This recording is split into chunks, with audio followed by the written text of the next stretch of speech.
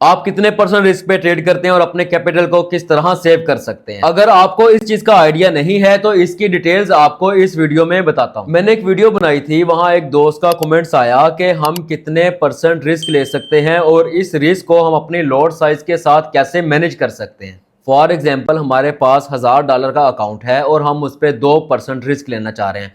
अब 2% रिस्क कितना बनेगा? अब हम कैलकुलेट करें तो हमारा 2% जो रिस्क है वो हमारा बनेगा $20। अब इस $20 पे हम अपनी लॉट साइज कैसे यूज करें कि हमारा जो परसेंटेज है 2% हम इसी के अंदर ही रहें, और हम एसएल कितना रखेंगे, हमारा एसएल कितना बनेगा और इस पे हम कितनी लॉट साइज यूज करेंगे।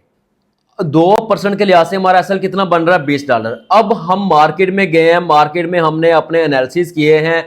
एनालिसिस करने के बाद हमारा जो एसएल बन रहा है, क्योंकि एसएल हमारे हाथ में नहीं होता, एसएल मार्केट के हिसाब से हमें देखना पड़ता है। कभी एसएल छोटा बन रहा होता है, कभी एसएल बड़ा बन रहा होता है।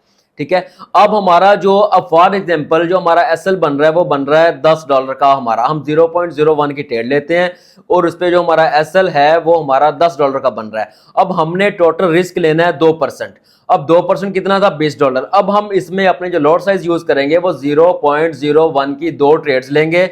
जो उसका एसएल बनेगा वो 100 पिप बनेगा, मतलब कि $10 बनेगा, और जब 2 ट्रेड्स होंगी तो हमारा $20 का एसएल बनेगा। हम इस तरह अपने अकाउंट को मैनेज कर सकते हैं। अच्छा, फॉर एग्जांपल अगर हमारा एसएल बनता है $5 का, फिर हम कितनी लॉट साइज यूज करें?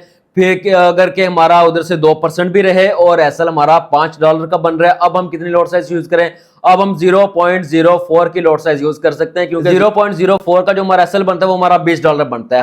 हमने अपना टारगेट यही रखना है कि हमारा एसएल $20 का बने। अब इसमें हम गलती क्या करते हैं? अब गलती हम ये करते हैं कि हमारा रूल के मुताबिक एसएल बन रहा है $10 का।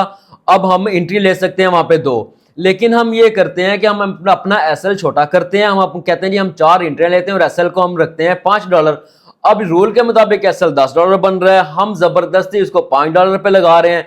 जब $5 का एसएल लगाएंगे, जब जबरदस्ती करेंगे तो हमारा एसएल लगना कंफर्म है। तो लिहाजा हमने ये गलती नहीं करनी, हमने इस चीज से बचना है और अपने प्रॉपर मनी मैनेजमेंट और रिस्क मैनेजमेंट को फॉलो करना है। अब फॉर एग्जांपल हमारे पास अकाउंट $500 का है, फिर हम क्या करेंगे? फिर जो हमारा 2% एसएल बन रहा है वो हमारा बनेगा $10। अब जब $10 बनेगा तो हम मार्केट में देखेंगे हमारी एंट्री का, अगर तो एसएल $10 बन रहा है तो हम एक ट्रेड लेंगे, अगर हमारा एसएल $5 का बन रहा है तो हम फिर 2 ट्रेड्स लेंगे। अब आप मुझे कमेंट्स करके बताएं कि आप कितने डॉलर पे ट्रेड कर रहे हैं और कितना रिस्क ले रहे हैं।